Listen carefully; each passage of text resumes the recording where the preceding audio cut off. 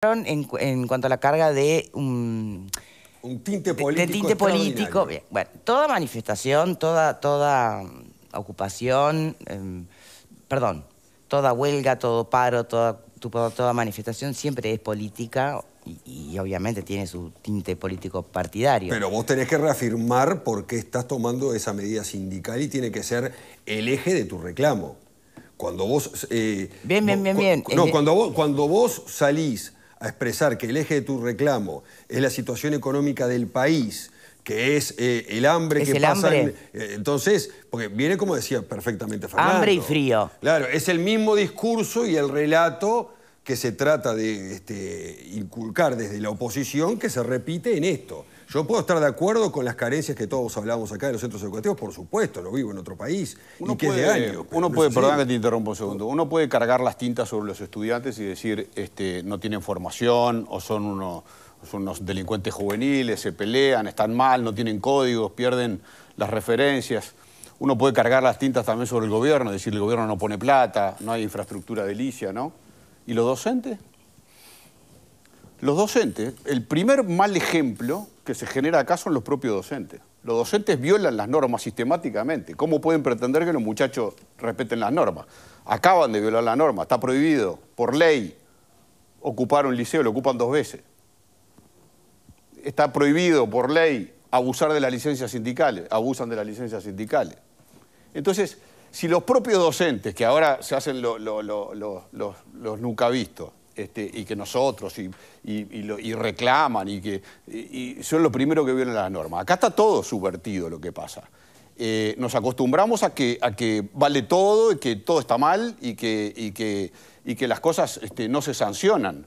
Y las cosas se sancionan. Hay que sancionar a los muchachos, hay que sancionar a los docentes que ocuparon, o no sancionarlos, pero prohibirles la ocupación, como lo establece la ley. Pero los primeros que tienen que... Si los docentes no son capaces de transmitir el respeto a las normas, ¿cómo pretendes que los muchachos respeten la norma?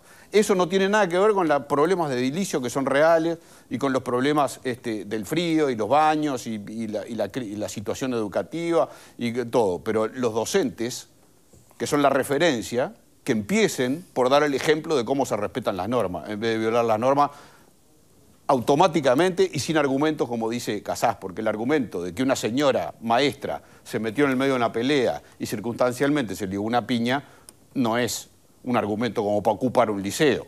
No es. Sin hablar de UTU ni de nada, no es. Sí. No es argumento, no es proporcional el hecho a la medida que toma el sindicato. No es proporcional. Obviamente, ahí es donde coincido con Casas, atrás de todo esto hay otra cosa.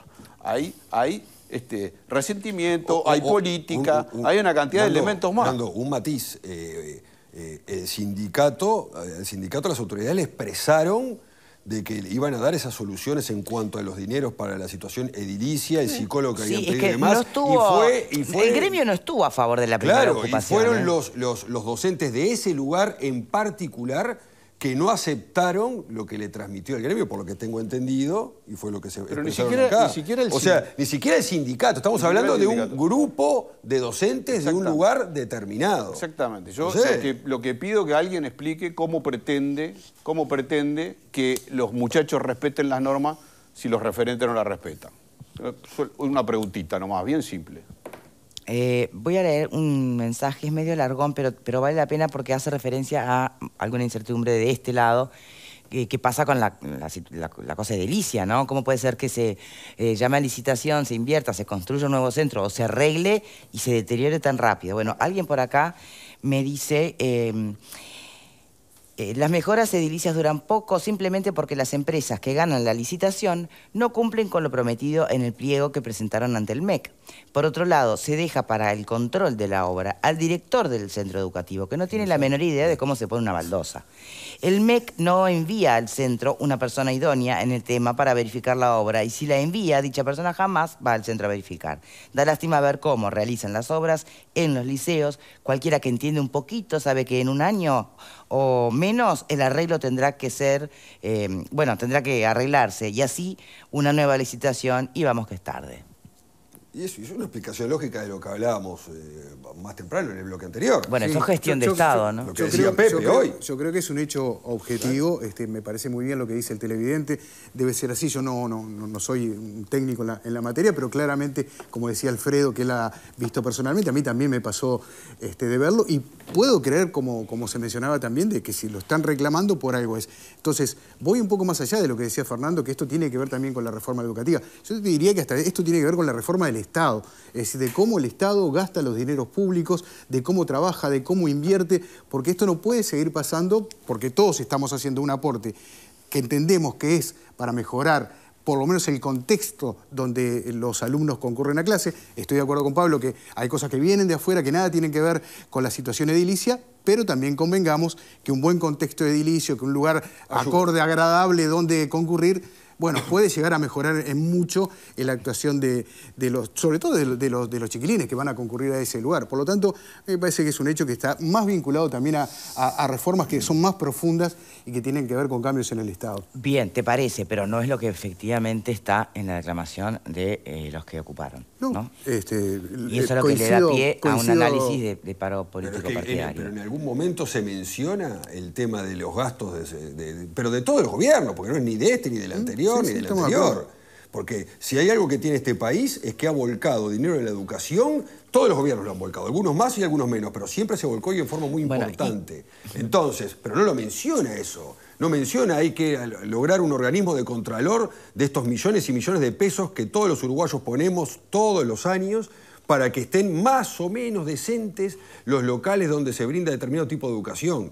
No lo menciona. Entonces, ¿qué puedo creer yo cuando salen con un discurso de estas características? Yo no estoy diciendo que eso no exista, pero el discurso no va acompañado de supuestamente cuál es la situación que se estaría reclamando. A eso es lo que voy.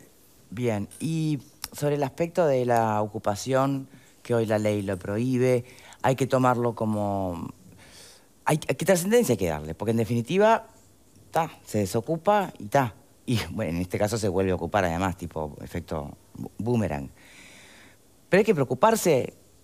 Marguerite plantea, a ver, el ejemplo que le das a los estudiantes cuando vos contravenís la ley, siendo docente, de sentido común no está bueno. Hay que verlo desde ese lugar, o hay que verlo como lo ve Alfredo, como él piensa que ocupación es parte del derecho a la huelga, y está nada, que ocupen, que se les desocupa y está. ¿Cómo hay que ver este tema? Pepe, vos ya sé cómo pensás yo no puedo promover que se respete la ley, que es lo que dije al principio, si no se respeta, aunque parezca contradictorio. O sea, estoy de acuerdo. No me parece que se tenga que ocupar cuando se sabe que no se puede ocupar. Y está bien, estoy de acuerdo con Fernando, es un ejemplo que no debe ser dado a los alumnos. Pero bien, también sé que es parte de las reglas de juego en una situación social de nuestro país donde está todo absolutamente politizado. Politizado no, partidizado. Partidizado, sí. Y eso corta transversal a toda la sociedad. Bien, pero entonces, ¿qué lugar le damos a la ley? ¿Qué lugar le damos a un Estado de Derecho? Yo creo que hay que respetar la ley, por supuesto. Soy un respetuoso de la ley. ¿Vos no, Alfredo? No, lo que pasa es que yo creo que, insisto, para mí la ocupación es una extensión del derecho de huelga. Pero no es para ti, la ley hay lo una prohíbe, ley. La ley lo prohíbe, entonces tenés que adaptarte a eso. Lo cual yo considero que hay que cambiar esa ley, ¿tá? Eso es lo primero. Pero quiero decir una cosita que me parece muy importante, porque hay una especie de plan conspiranoico en que todo es producto de una campaña de los cerebros maléficos de la izquierda que están proponiendo el relato de que está todo mal. Entonces, en el 2018 decías Casas, ya había paros y huelgas en UTU, etcétera, etcétera. ¿Quién gobernaba? No gobernaba la coalición. Entonces, pero no lo menciona. Perdón. Y hacían paros y huelgas, entonces, ¿contra quién te están conspirando? O en otro caso, el sindicato de docentes dijo que no estaba de acuerdo con la medida. O sea que el sindicato, que teóricamente vos responde al Frente Amplio y no sé qué, está en desacuerdo con la medida que hace el núcleo de docentes de la UTU. Entonces, vos y yo acá no te permite escuchar bien lo que digo. No, perdóname. Vos estás planteando de que todo es parte de un proyecto que hoy fue el Cerro, mañana va a ser el otro. Si el sindicato dijo que no estaba de acuerdo con la medida, no me politices el tema. Evidentemente, la gente del Cerro consideró que tenía que hacer esa medida en contra de lo que su propio sindicato pensaba. Y no me lo adjudiquen a que es la campaña política que Fernando Pereira, el PIT-CNT y todos quieren hacer contra el gobierno. No seas malo. Cuando un puñado de funcionarios ni siquiera respetan lo que su sindicato les indica. No seas malo, Alfredo. Lo que te digo, cada cosa que parece... No. Bueno. Perdón, lo que te digo es lo siguiente. Estamos diciendo que es todo producto de un plan para enchastrar al gobierno cuando en realidad ni el sindicato mismo de UTU motivó eso.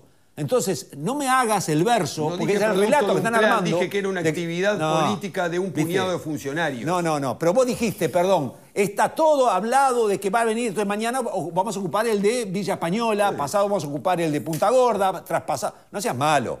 Sucede un hecho concreto, la gente reacciona, equivocadamente o no, eso lo podemos discutir.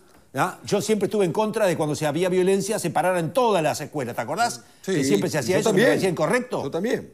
Entonces, yo creo que en este caso, por suerte, la UTU no hizo ese tipo de medidas. Ahora, si no hubieran también tenido este tipo de protesta, los 3.200.000 mangos, además a ver dónde estaban. Pero si estaban destinados con anterioridad. Pero no se lo aplicaron, pero nunca se los dieron. Estaban destinados con anterioridad. Surgen ahora. Pero parece el Zunca que hizo ayer un paro por las dudas. Que digo, que capaz que en el 2023 perdemos puestos de trabajo. Es parte del plan conspiranoico. Y así estamos. Vamos a hacer paros por las dudas. A ver, yo escuché un qué ridículo en algún momento de la locución de Alfredo y creo que venía de acá. No lo puedo. Yo digo que es ridículo, sí. Yo digo que es ridículo porque... Ya que me... Vos le das piedra. Sí. Y bueno, es interesante yo digo que es ridículo porque, claro, ponerlo en términos, que es algo que Alfredo hace sistemáticamente, ¿no? Tratar de ridiculizar las situaciones y sobre todo las expresiones cuando uno las hace, trata de ridiculizarlas y llevarlo al plano de la chacota para tratar de desvalorizar. Pero bueno, es una práctica que yo ya se la conozco bastante, lo tengo bastante manchado. Y no es solo de él, además, es de otros también. Pero yo lo que quiero decir es que quizás... decirle plan conspiranoico suene un poco grandilocuente y probablemente no haya ningún plan conspiranoico. Lo que sí hay una cantidad de gente que es anti este gobierno, que ocupa determinados lugares en el sindicalismo y en la política, que actúa bajo un denominador común. No es que actúe coordinado, pero razona de la misma manera.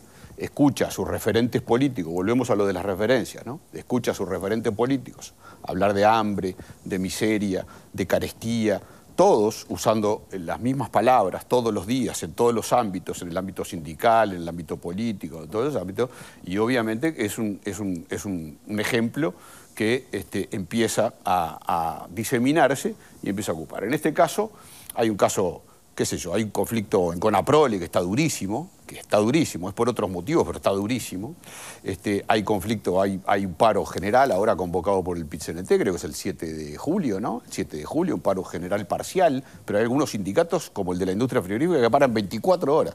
El paro del PIT-CNT es de 4. Hay sindicatos que paran 24 horas. O sea, hay como una situación de exacerbación de la situación de conflicto y hay como para mi criterio, que no forma parte de un plan conspiranoico, pero sí de una acción no coordinada, pero autoconvocada, digamos, de alguna manera, de instalar un relato de hambre, de carestía, de pobreza, y los indicadores económicos no lo están diciendo, no están diciendo eso, están diciendo lo contrario, están diciendo que hay una recuperación del empleo, que hay una recuperación todavía no a los niveles previos de la masa salarial, están hablando de mejoras permanentes, pero está instalado el relato de que todo está muy mal. O sea, hay parte, pues yo le doy la razón a Casas en esa parte, que hay una parte de un componente político muy grande. Eso, con respecto, por eso yo creo que el planteo, cómo lo formula, que tiene todo el derecho de hacerlo, obviamente, pero cómo lo formula frente a la pregunta de Victoria, cómo lo formula García, me parece que el planteo que hace él es ridículo. A mí me parece, como a alguien le podrá parecer ridículo el mío, pero el mío se sustenta, lo que yo digo, se sustenta con los hechos de los últimos meses, todos los hechos y los dichos de los últimos meses. La conflictividad, dijo Pablo Mieres, no hay más conflictividad que antes, pero llega mucho más rápido a la sangre al río, mucho más rápido. Y esto es un caso. Le pegan a una maestra sin querer, seguramente, porque los muchachos estaban peleando entre ellos, la maestra fue a a separarlos y se ligó un piñazo en la boca, le pegaron al muchacho y se genera todo esto. Empezamos a hablar, a partir de eso, empezamos a hablar del hambre, de la miseria, de los baños que se caen, del frío. Empezamos con el relato a partir de un episodio que no tiene absolutamente nada que ver. Entonces, ¿cómo tenés que leer eso? Yo tengo una sola lectura para eso. Obviamente, hay un discurso coordinado, no sé si coordinado, pero hay un discurso acordado tácitamente. Entonces, es lo que a mí me parece, pero bueno. Ahora va a venir Botinelli con los datos de que todo está espantoso y que la gente ve todo horrible. Y bueno, es parte. Vamos arriba, suma y sigue, dale que está. Pero vos te acordás allá en el mes de noviembre del 2021 que se dio un paro de 2 días también del gremio de la UTU porque no los habían autorizado a los docentes que eran sindicalistas y los que no eran sindicalistas a un congreso de docentes que existía y que no les dieran licencia sindical por eso, que era algo totalmente absurdo. Hicieron un paro por eso. Entonces, digo, cuando vos ves esta catarata de medidas, te pones a pensar, che, esto es por la situación edilicia, es por la situación que nos están faltando de repente, no sé, adscriptos, personal de limpieza, lo que sea, o tiene algo más en el fondo.